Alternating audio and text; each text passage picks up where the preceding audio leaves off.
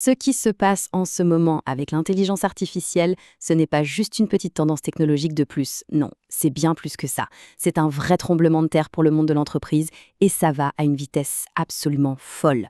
Aujourd'hui, on va décortiquer pourquoi c'est devenu un impératif stratégique. 60. Juste un nombre, comme ça. Mais qu'est-ce qu'il cache ce nombre? Eh bien voilà, 60 petits jours, c'est tout ce qu'il a fallu à ChatGPT pour rassembler 100 millions d'utilisateurs.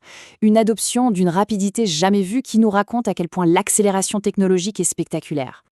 Alors, pour qu'on se rende bien compte de ce que ça veut dire, Netflix a mis presque 10 ans pour y arriver.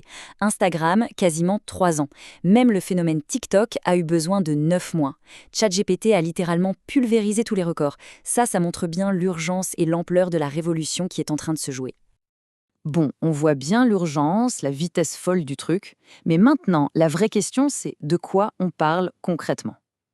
On va plonger dans les concepts clés de l'IA, ceux qui sont en train de tout redéfinir.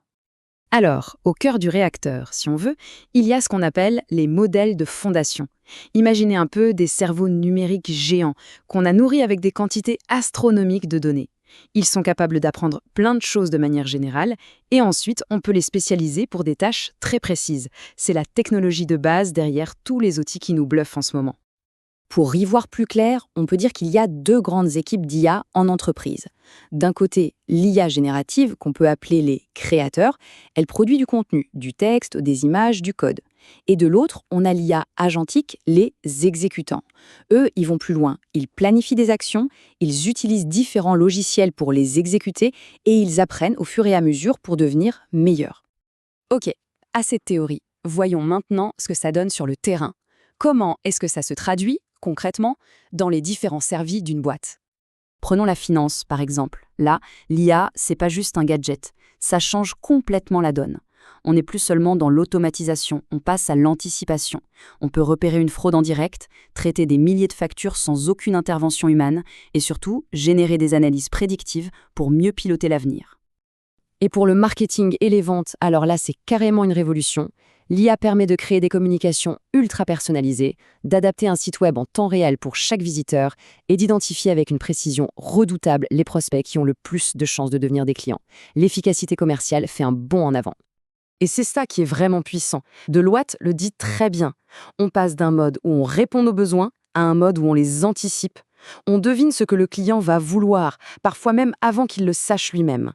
C'est un changement de paradigme complet. Même les RH s'y mettent. L'IA devient un vrai partenaire stratégique.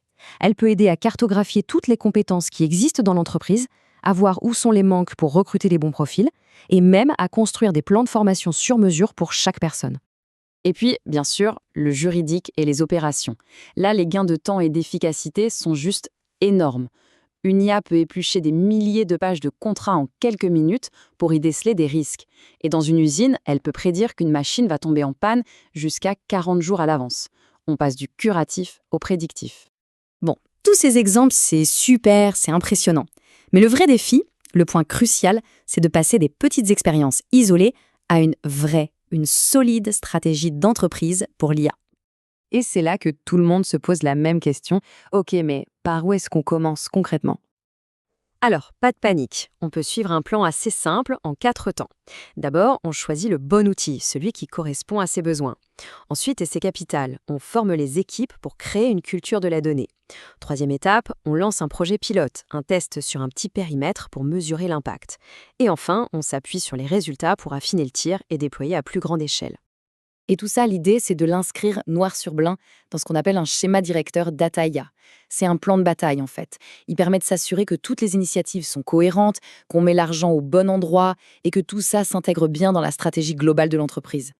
Mais attention, toute cette technologie, aussi puissante soit-elle, ne vaut rien sans l'élément le plus important de cette transformation, l'humain. C'est le moment de voir comment cette collaboration va se dessiner. Il faut vraiment sortir de l'idée de remplacement. Le bon mot, le concept clé, c'est celui d'augmentation. L'intelligence artificielle n'est pas là pour effacer les compétences humaines, mais pour les décupler, pour les augmenter. Et pour que cette collaboration homme-machine fonctionne bien, il y a quelques règles d'or à respecter. Il faut la voir comme un complément. Il faut former les gens. Il faut être transparent sur la manière dont on l'utilise. Et il faut définir clairement qui est responsable à la fin. La confiance, c'est vraiment la clé du succès. Au final, la question n'est plus de savoir si l'IA va tout changer. Ça, c'est une certitude. La vraie question aujourd'hui, c'est comment chaque organisation va-t-elle s'emparer de cette révolution pour mener la course et non pas la subir? L'enjeu est colossal. Merci de nous avoir suivis.